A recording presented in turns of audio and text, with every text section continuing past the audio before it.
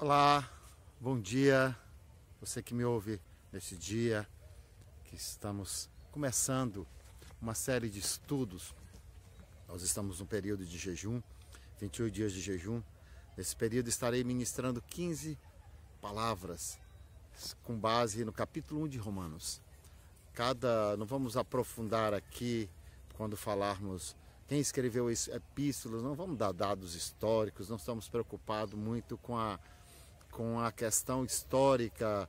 Aprofundar isso, tem muitos autores muito mais competentes do que eu, para que você pode aí ver estudos que dão estudos muito bons sobre a epístola de Paulo.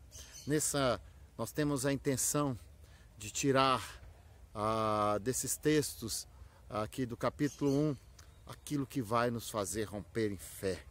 Nossa intenção nesses dias é levar a cada um dos que nos ouvem a ter um ano de romper em fé. Nós estamos debruçando diante dos pés do Senhor, para nos dobrando, nos quedando, para vermos a glória dele, levar os nossos problemas, levar as nossas dificuldades até ele. E por isso estamos aqui para juntos nesses 21 dias, sendo 15 estarei ministrando, nos 7 dias o Júnior mais a Sabrina estarão revezando, cada um com uma mensagem, e nós estamos com a incumbência, de buscar a Deus, de nos rendermos a Deus, porque é Ele que nos faz romper. Se você está me ouvindo nesse dia, atente para o que vai ser falado. Deus pode mudar a história da sua vida nesse dia. Há algo celestial nessa ministração e nas que virão. Deus vai falar com você, Deus vai mudar a história da sua vida. Creia nisso. Nós, como falei no começo, nós vamos estar estudando sobre o capítulo 1 de Romanos. E no capítulo 1, ele começa falando assim: Paulo, servo de Jesus. Paulo, a epístola já mostra quem escreveu ela. Já começa falando, Paulo. Mas qual que é o detalhe que nós queremos buscar nesse dia? Quem é Paulo? Quem era Paulo? Quem era aquele homem que está escrevendo essa epístola? Essa carta, epístola na realidade é uma carta que ele escreve aos romanos, provavelmente na Itália. Os romanos que estavam ali, ele queria comunicar o evangelho de Cristo a eles. E aí fala quem é Paulo, quem era Paulo. Quando Paulo é chamado, ele é chamado num contexto, chamado por Cristo para servi-lo. Ele é chamado num contexto muito interessante. Paulo sai de Jerusalém e vai até Damasco perseguir a igreja de Cristo. Ele era chamado o perseguidor, o implacável, aquele que não tem piedade daqueles judeus que não serviam a Torá, que não serviam a Yahvé, que eram contra a Torá, estavam difundindo o nome de Cristo como sendo o Messias, e ele estava indignado com isso. Ele estava perseguindo a igreja, encarcerando aqueles judeus que haviam convertido a Jesus. E no caminho de Damasco, ele tem um encontro com esse Jesus a quem persegue. E ele vai, nessa visão que tem de Deus, ele fica cego. E aí, já estava chegando em Damasco, comitiva acabam levá-lo até Damasco. E lá, nessa visão, ele fala, Paulo, Paulo. Paulo responde, quem é, Senhor? Eu sou Jesus a quem tu persegues. Dura coisa é recalcitrares quantos aguilhões. E aí Paulo, cego, entra em Damasco, ele manda Paulo entrar em Damasco, e Damasco entra. E Deus dá uma visão a um homem chamado Ananias. E nessa visão que Deus dá a esse homem, ele fala, olha, Ananias, vai chegar Paulo aqui e você vai orar com ele para que ele recupere a visão. E Ananias, como servo do Senhor, mas tendo a mente, o raciocínio lógico, uma pessoa que tem razão, nós somos seres racionais. E Ananias falando, Senhor, como eu vou orar com um homem que veio para cá, foi enviado pelos os principais, os sumos sacerdotes, os sacerdotes de Jerusalém, para perseguir a igreja? Como eu posso orar com ele? E aí Jeremias fala, Deus fala algo de Paulo, que está lá em Romanos 9, no versículo 12. E viu entrar um homem chamado Ananias e limpou-lhe as mãos. Paulo vendo essa representação, para que recuperasse a vista. Ananias, porém, respondeu, Senhor, de muito tenho ouvido a respeito desse homem, aquilo que eu falei, quantos males tem feito aos teus santos em Jerusalém, e para aqui trouxe a autorização dos principais sacerdotes para prender a todos os que invocam teu nome. Mas o Senhor lhe disse, vai, porque este é para mim um instrumento escolhido para levar o meu nome. Quem era Paulo, o perseguidor? Quem era Paulo depois que ele tem um encontro com Deus? Chamada a primeira palavra que dá ao nome de Paulo, um instrumento. Quem você é? Você é um instrumento de Deus para pregar o Evangelho. Você é um instrumento de Deus para levar esse Evangelho, pois eu lhe mostrarei o quanto lhe importa sofrer por meu nome. É um instrumento escolhido para levar o meu nome perante os gentios e reis. Para onde você foi escolhido? Para o que você foi escolhido? Para mudar o nome. Seu nome foi mudado para quê? Para levar o quê? Olha outro nome que Paulo se intitula no verso 1 do capítulo romano. Paulo, servo de Jesus, servo de Cristo. Aqui ele já estava transformado, ele estava escrevendo a epístola, que nós estamos falando sobre Romanos. Servo de Cristo. Nós não vamos falar hoje sobre o que é um servo de Cristo, que nós teremos uma ministração para isso. Nesses 21 dias de jejum, uma das ministrações será Paulo, servo de Cristo. O que é ser o servo de Cristo? Mas outro nome que Paulo é chamado, servo de Jesus Cristo. Quando falarmos sobre servo, você vai entender o que vem a ser isso. Olha, em Coríntios 1, Paulo escreve aquela igreja e fala, Paulo, chamado para ser apóstolo. Para que você foi chamado? Você sabe qual é a intenção de Deus a tê-lo criado? A tê-la criado?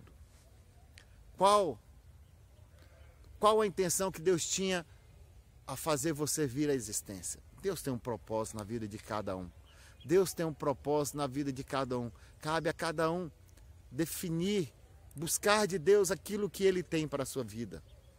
Aí muitos falam, Deus quer que todos sejam pastores, Deus quer que todos sejam apóstolos, profetas. Não, na Bíblia não dá base para isso.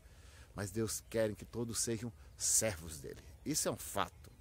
E quando você tem um encontro com Deus, Ele muda algumas coisas na sua vida. Você é conhecido por algumas características que o mundo não tem. O mundo pode se esforçar para fazer, mas ele nunca vai ter algo que só os servos de Deus têm para ele. Jesus, quando estava em determinado lugar, pregando, ele parou e voltou-se para os seus discípulos e perguntou, o que dizem o povo que eu sou? Mateus capítulo 16 fala o seguinte, o que dizem? Jesus perguntando, o que diz o povo que eu sou? Olha aqui que diz a resposta dos discípulos.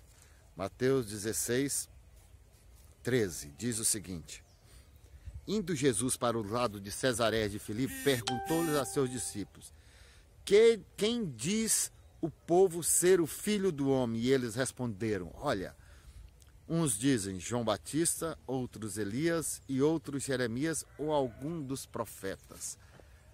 O que dizem o povo ser você? que diz às pessoas a seu respeito. Quem é você? Quem é você? Quem você é para as pessoas? Você é aquele que atrai multidões e beneficia elas, como Paulo fazia, Pedro fazia. Você é aquele que realiza milagres. Você é aquele que é confiável, chamado servo. Você é aquele que é intitulado como um homem segundo o coração de Deus, como Davi. Quem você é? O que as pessoas dizem ao seu respeito? Muitas vezes nós falamos assim, não temos que preocupar com o que as pessoas dizem ao nosso respeito. Nós temos que se preocupar com o que estão dizendo a respeito de sermos servos do Senhor. Isso não temos, mas com relação à nossa conduta, ao nosso agir, ao nosso expressar, nós temos que ouvir o que elas dizem. Você é o rebelde, você é aquele que questiona tudo, você é aquele que é o garanhão, pega todas, ou aquela mulher que não tem limites, não respeita a esposa, você é um jovem que vive a vida do mundo hoje, ficando, namora hoje já fica. Ficar é um termo próprio dos dias de hoje, dias modernos, né? A modernidade que vai totalmente contra a palavra de Deus, fere a santidade do nosso Deus. O que as pessoas dizem de você? Que você é o infiel, você é aquele que não se pode confiar, fala demais, aquele irritado o tempo todo, aquela pessoa que engana todos no negócio, sempre quer se dar bem. O que dizem as pessoas ao seu respeito? Atos capítulo 19 tem um texto que fala algo interessante sobre isso. Alguns, 7 filhos de Cefa, vendo a Paulo pregar, e Paulo não estava diante dele nesse momento, eles encontram um endemoniado e começam a tentar expulsá-lo. E lá em Atos, no capítulo 19, versículos 16, ele diz algo interessante. 19, 16 diz, vamos ler a partir do verso 13. E aí alguns judeus exorcistas ambulantes tentaram invocar o nome do Senhor Jesus sob possessos de espíritos malignos, dizendo, esconjuro-vos por Jesus a quem Paulo prega. Os que diziam isso eram 7 filhos de um judeu chamado Seva, sumo sacerdote. Mas o espírito maligno lhes respondesse, conheço a Jesus e sei quem é Paulo, mas vós, quem sois? Como você é conhecido no reino das trevas? Como você é conhecido no inferno? Alguns desses atributos que eu falei, o inconstante, o mentiroso, o enganador, o infiel, aquele que não cumpre o que faz, não cumpre acordos, que não guarda segredos. Como você é conhecido no inferno? Aquele que é ousado, intrépido. Você é conhecido como... Jesus é conhecido como o que você prega, o que você vive. As pessoas podem ver Jesus através da sua vida, o caráter de Jesus, a vida de Jesus através da sua. Elas podem expressar Jesus. Tem uma história interessante que um missionário foi pregar em determinada aldeia, ficou 20 anos lá e não conseguiu ganhar uma alma. Que frustração! Imagine a frustração de uma pessoa que é chamada para o Evangelho, vai pregar o Evangelho. Ele gastou tempo traduzindo a Bíblia para aquela língua, para o dialeto daquelas pessoas, aquela tribo que ele foi evangelizar. E 20 anos da sua vida ele ficou lá pregando para eles e saiu sem ganhar uma única alma.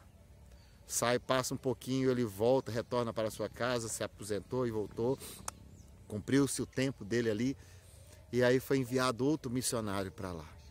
E aí o outro missionário era evangelista nato, começou a pregar Jesus,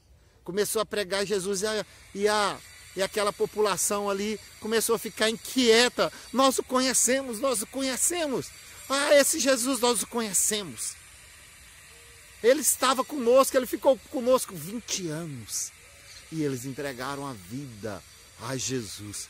Porque uma pessoa viveu ele ali durante 20 anos. E eles foram conquistados por isso.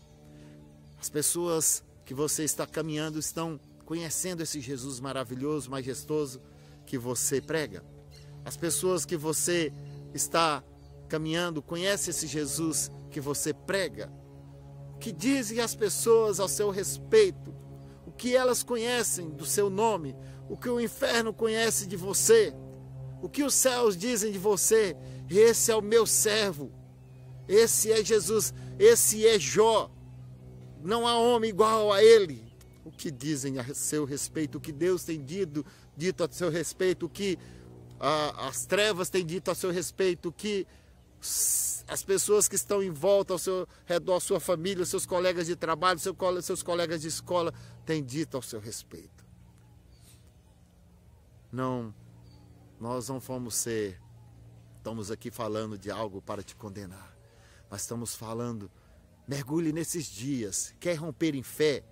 Mergulhe nesses dias em conhecer esse Jesus e você vai ser transformado em outro nome. Abraão mudou o nome de Deus. Quando Abraão teve um encontro com Deus, Deus mudou o nome de Abrão para Abraão. Abraão, a sílaba que é colocada é Rão. É um dos vocábulos que se coloca no nome de Deus, de Yahvé. É incrível como Deus quando nós somos mudados de nome, é porque nós mudamos de vida, nós mudamos de atitude. As pessoas conhecem um homem transformado, uma mulher transformada. Algo novo aconteceu nas nossas vidas. Qual o nome que você é conhecido? Te conclamo para nesses dias de oração, de jejum, pedir a Deus que mude o conceito do seu nome diante das pessoas que você convive. Que elas conheçam o seu nome relacionado ao nome de Jesus Cristo. O seu nome relacionado aos profetas da Bíblia. O seu nome relacionado aos apóstolos de Cristo. Os seus nomes relacionados àqueles servos de Jesus hoje, no século 21, na terra. Que Deus mude a sua vida nesses dias, que Deus te dê um novo nome, que você possa expressá-lo de forma intensa, gloriosa, para que a glória dele possa ser conhecida por toda a terra. Que você seja abençoado nesses dias para abençoar. Lembre-se, você é abençoado para abençoar.